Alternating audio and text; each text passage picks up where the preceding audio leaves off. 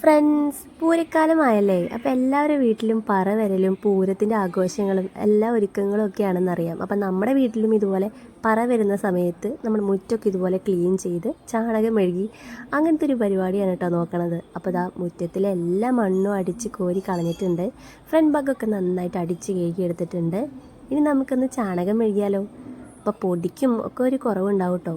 പിന്നെ കാണാനും നല്ല ക്ലീനായിട്ട് കിടക്കുമല്ലോ. അപ്പോൾ അതുകൊണ്ട് നമ്മൾ ചാണകം ഇങ്ങനെ വെള്ളത്തിൽ ബക്കറ്റിലിട്ട് കുതിർത്തിയിട്ട് നന്നായിട്ടൊന്ന് ആദ്യം നൈസായിട്ടൊരു അറുപ്പ് തോന്നിയെങ്കിലും കട്ടകളൊക്കെ മാറ്റിയിട്ടുണ്ട്. നമുക്ക് ഈ ശീലമില്ലാത്ത കറിയായ കാരണം കൊണ്ട് ആദ്യം ചെറിയ അറുപ്പ് തോന്നിയിരുന്നു. പിന്നെ അതാണ്ട് യൂസ്ഡായി. അപ്പോൾ പിള്ളേരൊക്കെ ഇവിടെ ഓടിക്കളിക്കുന്നുണ്ട്. നമ്മൾ ആദ്യം ഇതുപോലെ തിണ്ട് കെട്ടിട്ടുണ്ടായിരുന്നു. തിണ്ടിൻ്റെ മുകളിലാണ് നമ്മൾ ആദ്യം ചാണകവെള്ളം ഒഴിക്കണത് കേട്ടോ.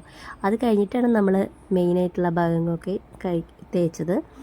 നൈസായിട്ട് ഇതുപോലെ ഒന്ന് കൈ കൊണ്ടൊക്കെ ഒന്ന് തേച്ചിട്ടുണ്ട്. അപ്പോൾ ആദ്യം വലിയ കാര്യത്തിൽ ഗ്ലൗസൊക്കെ ഇട്ടെങ്കിലും പിന്നെ ഞാൻ ഗ്ലൗസൊക്കെ മാറ്റി കളഞ്ഞു കേട്ടോ. നമ്മുടെ ശരിക്കും നമ്മുടെ കൈ കൊണ്ട് ചെയ്യുമ്പോഴാണ് അതിൻ്റെ ഒരു പെർഫെക്ഷൻ ഉണ്ടാവുക.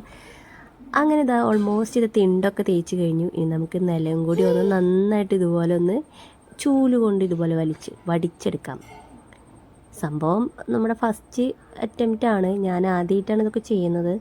അപ്പോൾ ഓൾമോസ്റ്റ് ഇതാ നമ്മുടെ കോൺക്രീറ്റ് ഇട്ട സൈഡിലും കൂടി നമ്മൾ ചാണകം മെഴുകിയിട്ടുണ്ട്. ഇപ്പോൾ ഒരു പകുതിയോളം കഴിഞ്ഞു. ഇനി നമ്മൾ ഒരു പ്രാവശ്യം കൂടി ഇതൊക്കെ ഉണങ്ങിയതിന് ശേഷം ഒന്നുകൂടി ചെയ്യും കേട്ടോ. അപ്പോൾ ഇതാണ് ഫൈനൽ ലുക്ക്. എല്ലാവർക്കും ഇഷ്ടപ്പെട്ടെന്ന് വിചാരിക്കുന്നു. അപ്പോൾ നല്ല ക്ലീൻ ആയിട്ട് കിടക്കുന്നില്ലേ? ഉണ്ണികളൊന്നും മണ്ണിലധികം കളിക്കുകയും ചെയ്യില്ല, പൊടിയാവില്ല, അങ്ങനത്തെ ഒരു ഇതിലാണ്.